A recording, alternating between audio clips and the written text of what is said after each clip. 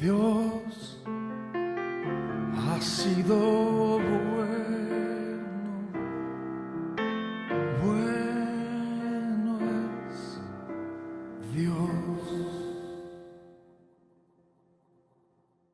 Con ustedes en esta mañana, gracias por este privilegio de estar en casa, estar con ustedes, celebrando la fidelidad de nuestro Señor.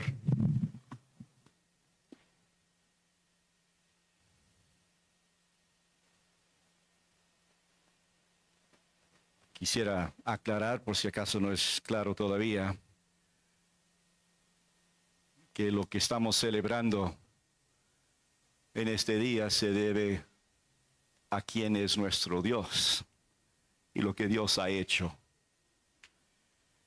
Se debe a personas que Dios ha utilizado en diferentes formas y de diferentes maneras durante estas 4 décadas. Desde el primer estudio bíblico, ese lunes en la noche en septiembre de 80, éramos muy jóvenes. En esa casa de la familia Tapia estuvo con nosotros en esa primera noche el vecino que vive al frente, Rodrigo Mendoza. Llegó a ser el primer diácono, el primer pastor asistente, un tiempo el pastor titular, nuestro misionero a New Jersey, donde en Estados Unidos ha pastoreado 3 iglesias diferentes. Yo no puedo ni imaginar cómo sería la Iglesia Bíblica Bautista sin un pastor Mendoza. Y luego todas las familias que ustedes vieron aquí adelante, enviadas de aquí para ir a otras partes, establecer iglesias. ¡Qué bendición! Y ahora por más de 20 años, el trabajo de Verónica y Fernando Páez. Impresionante lo que Dios ha hecho en este lugar a través de ellos. Y a ustedes, los miembros fieles.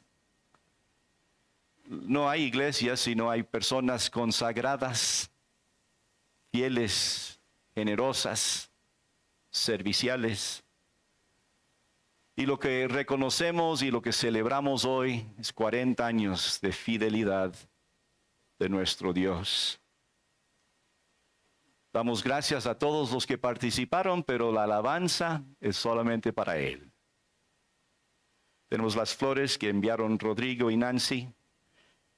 Las cartas de felicitación están acá afuera de algunos los que no pudieron estar. Santiago allá en Arkansas, mi hija Stacy, mis cuñados los Davis y los esposos Kisler, quienes nos regalaron las bancas hace 37 años y siguen funcionando, a pesar de que algunos de ustedes han subido de peso.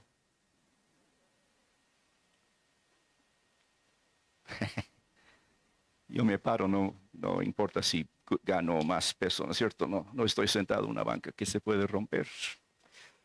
Son 3 preguntas que queremos contestar esta mañana. Y vamos a empezar en 2 de Pedro, capítulo 1. Hay dos textos bíblicos que vamos a usar.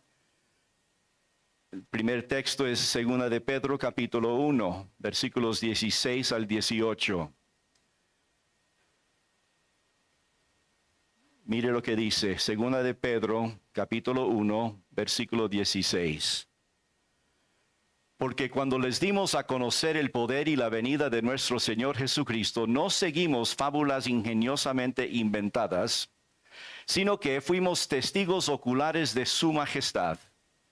Pues cuando Él recibió honor y gloria de Dios Padre, la majestuosa gloria, le hizo esta declaración: Este es mi Hijo amado, en quien me he complacido.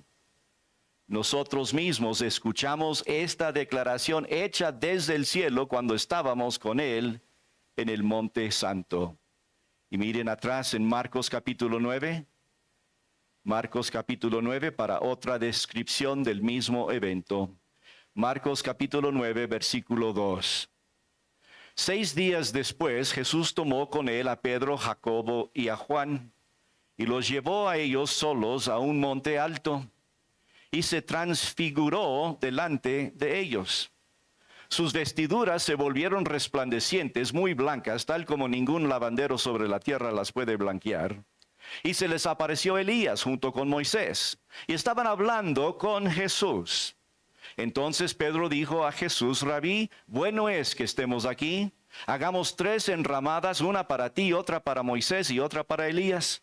Porque él no sabía qué decir, pues estaban aterrados. Entonces se formó una nube que los cubrió. Y una voz salió de la nube: Este es mi Hijo amado, oigan a él. Y enseguida miraron en derredor, pero ya no vieron a nadie con ellos, sino a Jesús solo. Y cuando bajaban del monte, Jesús les ordenó que no contaran a nadie lo que habían visto, hasta que el Hijo del Hombre resucitara de entre los muertos. Y se guardaron para sí lo que fue dicho, discutiendo entre sí qué significaría eso de resucitar de entre los muertos. Padre, te pido tu bendición sobre tu palabra en nuestras vidas, en el nombre de Jesús. Amén. ¿Qué pasó en la transfiguración de Jesucristo? Un día Jesús lleva a 3 de sus discípulos a una montaña para orar. El rostro y la ropa de Jesús adquirieron un color blanco resplandeciente. Aparecieron otros 2 hombres y hablaron con Jesús. Y los discípulos presenciaron el acontecimiento. Una nube los cubrió, una voz les habló, y luego sobrevino un gran silencio. Y este evento llamamos la transfiguración. Este mismo evento también se describe en Mateo y en Lucas. Juan y Pedro también hablan de eso, lo que sucedió en ese monte en ese día. Es importante notar que esto sucedió casi una semana después de que Jesús les había dicho claramente a sus discípulos que Él iba a sufrir, morir y resucitar de nuevo. La Biblia dice, Jesús tomó consigo a Pedro, a Juan y a Jacobo. Estos 3 formaron el círculo íntimo de Jesús. A lo largo del ministerio de Jesucristo, parte de su filosofía de liderazgo era tener círculos concéntricos, es decir, empezar con un grupo más pequeño y luego un poco más grande, luego más grande. La verdad es que un líder necesita el apoyo de unos pocos para poder seguir adelante, pero tienen que ser específicos. Notan que aquí Jesús no pidió voluntarios. No es que se reunió con todos y pidió voluntarios. No hizo un anuncio. ¿Quiénes quieren ir conmigo? No, Él escogió. Él sabía quién necesitaba estar allí. Él tomó a Pedro, a Juan y a Jacobo. Le escogió, puede ser posiblemente porque Él tomaba en cuenta su compromiso, o su lealtad, o su fidelidad, o su capacidad, o quizás su participación. Lo que sí sabemos es que son los mismos 3 seguidores que estaban con Cristo cuando Él resucitó a la hija de Jairo. Son los mismos 3 que después estarían con Él en el huerto de Getsemaní. En un círculo íntimo el asunto es más controlable. No era el momento para que haya una difusión de información. Él dijo que quédense con esto hasta después de la resurrección. La verdad es que en toda iglesia hay personas conectadas y hay personas desenchufadas. Si usted no está sirviendo en alguna capacidad en su iglesia, busque qué hacer y hazlo bien.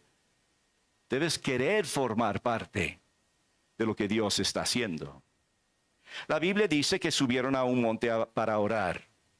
El propósito de esta caminata era llegar a un lugar para orar. Pasar tiempo con Dios. En la vida de una iglesia debe haber oración.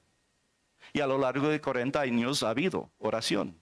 Y tiene que haber, y tiene que seguir habiendo oración.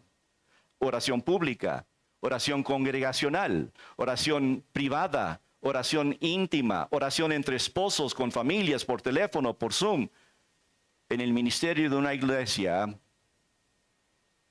uno puede hacer otras cosas más que orar, pero nunca hará nada más importante que orar. Jesús les había hablado de su muerte unos días antes. Él ya empezó a sentir el peso de lo que le esperaba. Ese sufrimiento, el hacerse el sacrificio voluntario por los pecados de toda la humanidad de todos los años. Tenía mucho que enseñarles a los discípulos en los últimos días y semanas que tenía. Así que Jesús fue a orar con su grupo íntimo. Jesús les había hablado de la muerte y ahora tenía que orar. La Biblia también dice aquí que Dios le transfiguró, lo transformó, hizo que su naturaleza divina resplandeciese a través de su Hijo. Su rostro, según Mateo 17, su rostro resplandeció. Su vestimiento fue alterada y se hizo diferente, un blanco resplandeciente. Lucas dice que mientras oraba, la apariencia de su rostro se hizo otra y su ropa se hizo blanca. En este evento, lo que se ve es la representación de la naturaleza divina de Jesús. Dios está mostrando a los hombres que Cristo es indiscutiblemente su Hijo. No hay excusa para la incredulidad ni la confusión. Jesucristo es Dios. Recuerdan que cuando Cristo se encarnó, se hizo hombre, según Filipenses, Dios, siendo en forma de Dios, no estimó el ser igual a Dios como cosa a que aferrarse, sino que se despojó a sí mismo, tomando forma de siervo, hecho semejante a los hombres. Podemos ver por un momento el escenario de este acontecimiento. Jesús y sus 3 discípulos escogidos suben esa montaña, llegan al lugar exacto, empiezan a orar y mientras oraban llegó la gloria de Dios. No en sus imaginaciones, no figurativamente, no era un sueño. Se transfiguró delante de ellos. Y enseguida, según versículo 4 de Marcos 9, se les apareció Elías junto con Moisés. Y estaban hablando con Jesús. Aparecieron 2 hombres del Antiguo Testamento. Aparecen allí en esa montaña. Eran 2 hombres escogidos al azar, de los muchos hombres de la Biblia, del Antiguo Testamento, los hombres que seguían a Dios y hombres de fe y hombres de acción que Dios había utilizado en la historia del Antiguo Testamento. No fueron escogidos al azar. Aparecieron Moisés y Elías. Moisés, el gran legislador, el libertador, el dador de la ley. Elías, el mayor de todos los profetas. El profeta cuyo ministerio se identificaba con los grandes milagros. La ley y los profetas se encuentran con Jesús. La ley y los profetas encuentran su cumplimiento en Jesús. Jesús era a quien hablaba la ley. Jesús era aquel de quien hablaba los profetas. Era el Mesías. Era la esperanza de Israel. Él era hacia quien la ley y los profetas señalaban. Y ahora estos dos representantes de todo el Antiguo Testamento, de toda la historia de la humanidad, se encuentran junto con Jesús en el monte de la transfiguración y la Biblia dice que hablaban con Jesús.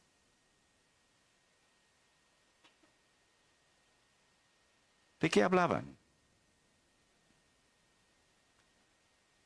Puede ser que hablaran del cielo o de las muchas cosas que habían hecho los dos mientras ellos estaban aquí en la tierra, comparándose.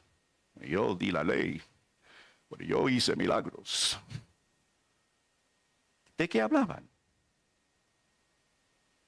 ¿Hablaban de la ley de Moisés? ¿Hablaban de los milagros de Elías? ¿Acaso hablaban de problemas o política o presidentes o deporte o economía o de pandemia o de tragedias? ¿De qué hablaban? No tenemos que dudar mucho, porque la Biblia dice en Lucas capítulo 9, versículo 30, he aquí dos varones que hablaban con él, los cuales eran Moisés y Elías, quienes aparecieron rodeados de gloria y hablaban de su partida, lo que iba Jesús a cumplir en Jerusalén. Él ya anunció a sus discípulos, voy a morir, voy a pagar y voy a resucitar. Y ya estaba en el camino. Y Dios hace que suba al monte. Aparece en la ley y los profetas y hablan de la crucifixión y la resurrección de Jesucristo. Jesús ya sabía lo que esperaba. Sabía que iba a morir y todos morimos, la muerte es para todos, pero lo diferente es aquí que es Dios. Su muerte sería una muerte violenta y una muerte de sustituto. Moriría por los pecados de todas las personas, de todas las generaciones, y Dios Padre se apartaría de él, y la cosa es pesada y la cosa es difícil, y él quiere orar y él quiere el poder de Dios en su vida, y él aparece aquí con toda la gloria de la eternidad, y aparece la ley y los profetas y hablan de esto. Jesús diría unos días después, cuando se reúne con sus discípulos antes de ir a Calvario, él se reuniría con ellos y diría, yo soy el camino, la verdad y la vida, y nadie viene al Padre si no es por mí. Yo quiero decirles, hermanos y amigos, que solamente hay un camino. Y el camino no es una religión, el camino no es una manera de vivir, el camino no es una política, una filosofía. El único camino es el Señor Jesucristo. Él murió por nosotros. Dios demostró su amor para con nosotros en que aun siendo pecadores, Cristo murió por nosotros. Él tomó nuestro lugar y aunque la paga del pecado es muerte, la dádiva, el regalo de Dios es vida eterna en Cristo Jesús. Y nadie va a ir al cielo si no es por Cristo. Y si usted está aquí en esta reunión, en esta mañana, fue invitado por alguien porque hay una celebración y va a haber torta y quiero ir y ver qué pasa y no sé qué son 40, pero vamos, y usted no tiene esa paz con Dios, no tiene esa seguridad de que su alma es salvada, que usted está en el camino al cielo. Este es el día de su salvación. Hoy debe usted confesar a Cristo como su Salvador, recibir el regalo de vida eterna, poner su confianza en Él y deje que Él sea su Salvador. No hay otro mensaje más importante, no hay otra decisión más importante. Y a través de todos estos años, en este lugar y en otros lugares, en las casas y en los trabajos y en los colegios de las personas de esta congregación, personas han estado guiando a otras personas a confiar en Cristo, y de eso se trata esto. Jesús dijo que debemos ir por todo el mundo y predicar el evangelio, de compartir las buenas noticias de Cristo Jesús, y no queremos que nadie salga de aquí hoy sin tener esa paz con Dios. Es una vida nueva, es una vida abundante. En Cristo podemos ser libres, libres para vivir abundantemente, libres para vivir eternamente. Juan 5:24 dice, de cierto os digo, el que oye mi palabra y cree al que me envió, tiene vida eterna y no vendrá condenación, mas ha pasado de muerte a vida. Y esa transformación de muerte a vida, de las tinieblas a la luz, puede suceder en la vida suya en este día. Hablaban de la cruz. Imagínense estos 3 discípulos allí parados, escuchando a Moisés y Elías, hablando al Hijo de Dios acerca del evento más importante en toda la historia de la humanidad. Entonces Pedro dijo a Jesús, Rabí, bueno que estemos aquí, hagamos 3 enramadas, una para ti, otra para Moisés y otra para Elías. Pobre Pedro. Siempre hablando, cuando debe estar escuchando. Se entiende que estaba emocionado, pero no entendió el objetivo aquí. Seguramente estaba pensando en las enramadas que hacían los judíos cada año para celebrar la fiesta de los tabernáculos, donde los israelitas habitaban en tiendas, en carpas durante 7 días, como explica en Levítico 23. Estaba expresando el deseo de quedarse en ese lugar de gozo, de gloria. No era mala la idea, él estaba experimentando algo impresionante y espiritual, quería que se continuara, pero ese no fue el objetivo del Señor. La idea era saborear, ver un momento la gloria para que de allí regresara al proyecto principal, la crucifixión y la resurrección del Hijo de Dios. Entonces se formó una nube que los cubrió y una voz que salió de la nube. La nube de gloria y la voz de Dios. Según Mateo 17, dejó aterrados a los discípulos, de modo que inmediatamente cayeron sobre sus rostros, postrados, incapaces de levantar la vista. El temor los aplastó, el terror los paralizó, y esa nube era resplandeciente.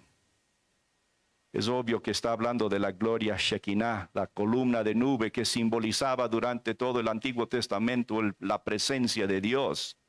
Desde allá, en la primera vez en Éxodo 13, el ejemplo de la presencia gloriosa y majestuosa de Dios. Los israelitas habían dejado la esclavitud de Egipto y Dios les apareció en la columna de nube y la columna de fuego cuando estaban acampando en Etam, a la entrada del desierto.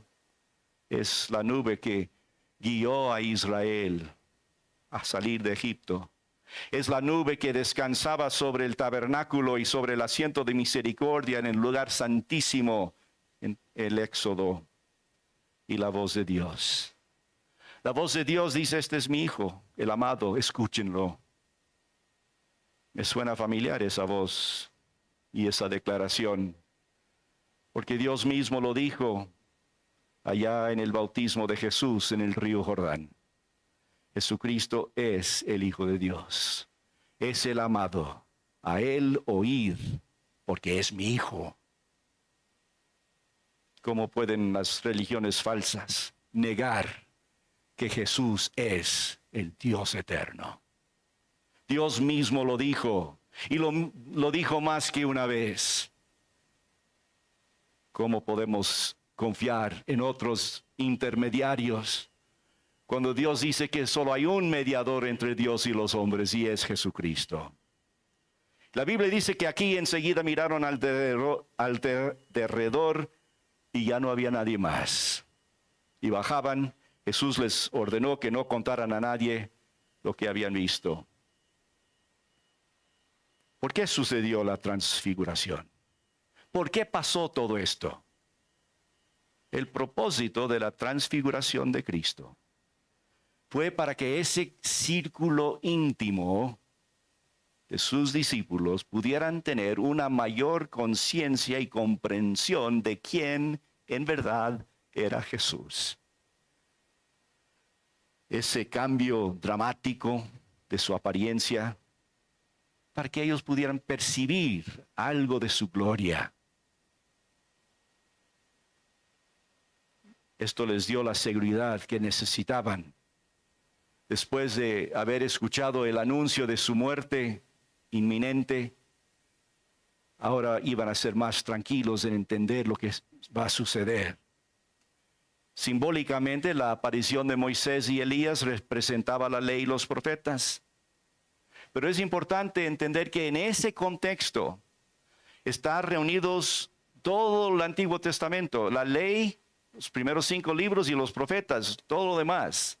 Todo lo que había pasado en la humanidad está representado allí, y la voz de Dios dice, a Él escuchar.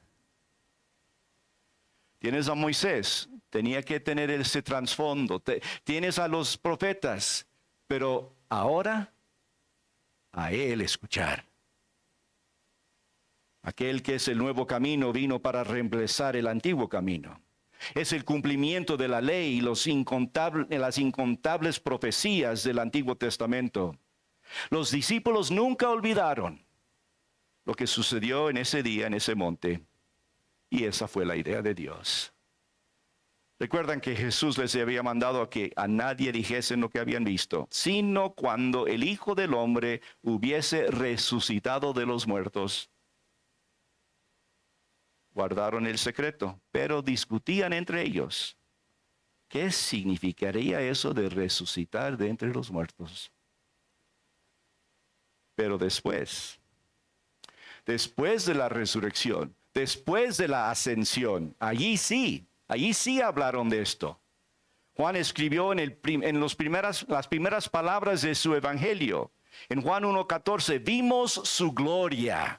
Gloria como del unigénito del Padre, lleno de gracia y de verdad. Pedro también escribió lo que acabamos de leer en 2 de Pedro capítulo 2. Aquellos dos fueron testigos de la transfiguración. Testificaron de ello a los otros discípulos y a incontables millones a través de los siglos. ¿Y cómo se aplica esto a mi vida? Yo no puedo ver la gloria de nuestro Dios. Yo no estoy en esa capacidad. Yo no puedo ver la gloria del Salvador y Redentor. El himno viejo dice, cara a cara espero verle.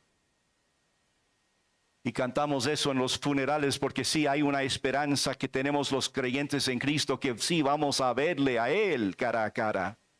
Vamos a verle de cerca, vamos a experimentar su gloria. Pero por el momento, mientras estemos en este lado de la eternidad, sí podemos vivir para la gloria de Dios. Pablo dice a los Corintios en 1 Corintios 10:31, en conclusión, ya sea que coman o beban o hagan cualquier otra cosa, háganlo todo para la gloria de Dios. Todo se puede hacer para la gloria de Dios. Efesios 3:20, al que puede hacer muchísimo más que todo lo que podamos imaginarnos o pedir por el poder que obra eficazmente en nosotros, a Él sea la gloria en la iglesia y en Cristo Jesús por todas las generaciones, por los siglos de los siglos. Y amén. La última pregunta. Regresen a 2 de Pedro, capítulo 1. ¿Hay algo más seguro? Después de contarnos toda la gloria de Cristo, Él recibió honor y gloria de Dios Padre, la majestuosa gloria, hizo la declaración, nosotros mismos escuchamos, y luego llega al versículo 19, mire lo que dice. Y así tenemos la palabra profética más segura, a la cual ustedes hacen bien en prestar atención como a una lámpara que brilla en el lugar oscuro hasta que el día despunte y el lucero de la mañana aparezca en sus corazones. Pero ante todo sepan esto, que ninguna profecía de la Escritura es asunto de interpretación personal. Ninguna profecía fue dada jamás por un acto de voluntad humana, sino que hombres inspirados por el Espíritu Santo hablaron de parte de Dios. En el contexto de la transfiguración, hablando de ese momento impresionante, viendo la majestad, la gloria majestuosa de Dios, Pedro dice, pero hay algo más seguro. La palabra de Dios es más segura. ¿Puede ser? ¿Puede haber algo más impactante que una visión de Dios?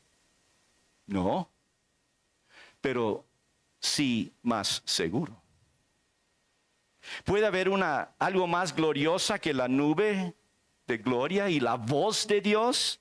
No, pero sí puede haber algo más seguro. ¿Por qué? Porque mis visiones, mis sueños, mis opiniones, mis perspectivas, mi imaginación, todo eso puede fallar. No todas mis visiones vienen de Dios. Y no tengo muchas, por si acaso. Trato de dormir en la noche. No todo lo que me imagino viene de Dios. No todas mis decisiones llegaron directamente de Dios. Yo sí tengo la capacidad de equivocarme. Pero hay algo más seguro que visiones y sueños. Y es la palabra de Dios. Porque la palabra de Dios es perfecta, eterna y relevante. Y es suficiente. No necesitamos más revelaciones. No necesitamos buscar en otros lugares, en otros lados, en otras experiencias, lo que Dios quiere de nosotros. Tenemos nosotros toda la escritura de Dios. Necesitamos entender y aplicar la revelación de Dios a nuestras vidas. Y esto ya tenemos. Pensando en llegar aquí esta semana y cómo era hace muchos años, cuando llegamos al país y luego empezamos el estudio bíblico, y luego cuando se organizó la iglesia hace exactamente 40 años esta semana. Mucho ha cambiado.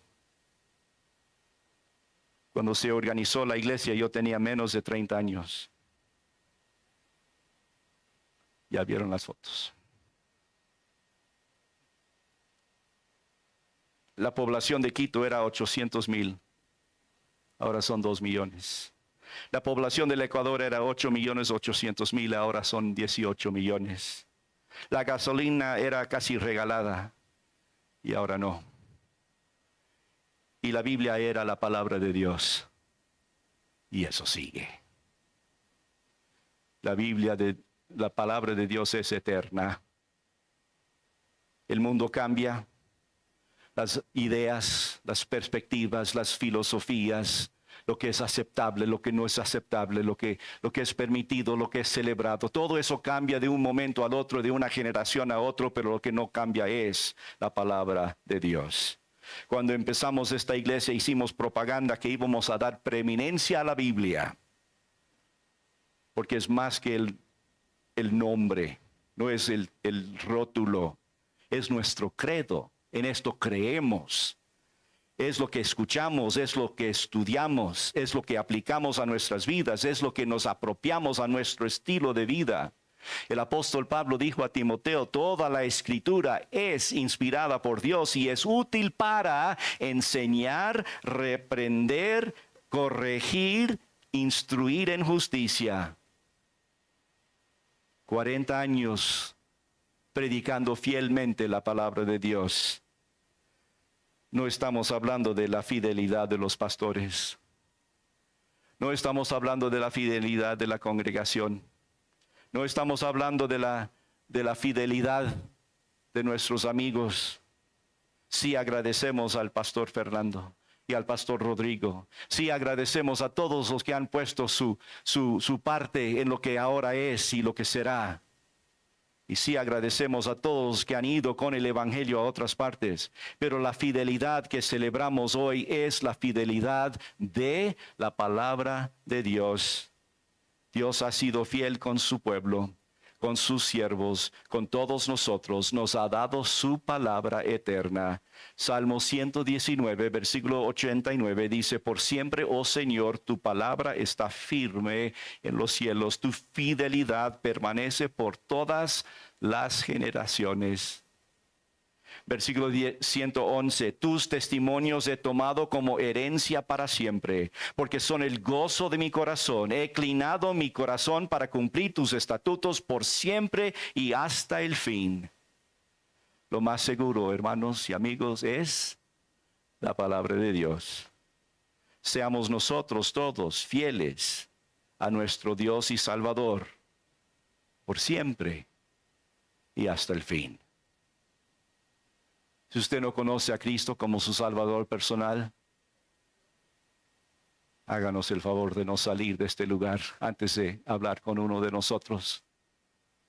Ya vieron todos estos pastores, cualquier de ellos, cualquier miembro de esta congregación le puede abrir la Biblia y mostrarle cómo puede estar seguro de su relación con Dios. Puede salir de aquí en paz con Dios. No pierde esta oportunidad.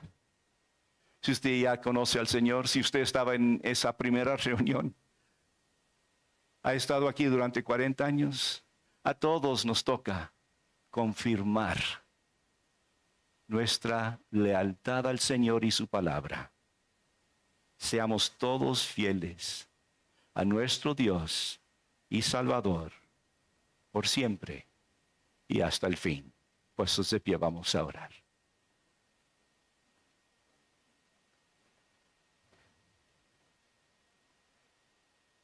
Señor, te doy gracias. Gracias por el amor que tú nos tienes. Gracias por tu palabra, que hoy vimos detalladamente una porción para tratar de entender un poquito de lo que es tu gloria y el plan tuyo para las edades. La ley fue necesaria. Los profetas fueron necesarios.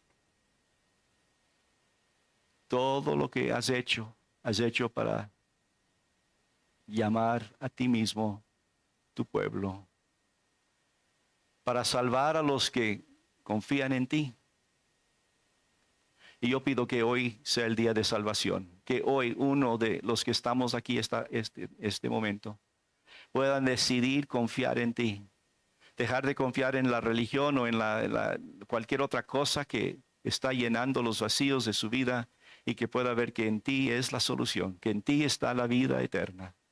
Pido tu bendición, Padre, en la aplicación de estas verdades, y que tus hijos aquí nos comprometemos a seguir siendo miembros fieles, generosos, sacrificiales, hombres y mujeres que buscan siempre tu voluntad, buscan cumplir con tu plan en este mundo.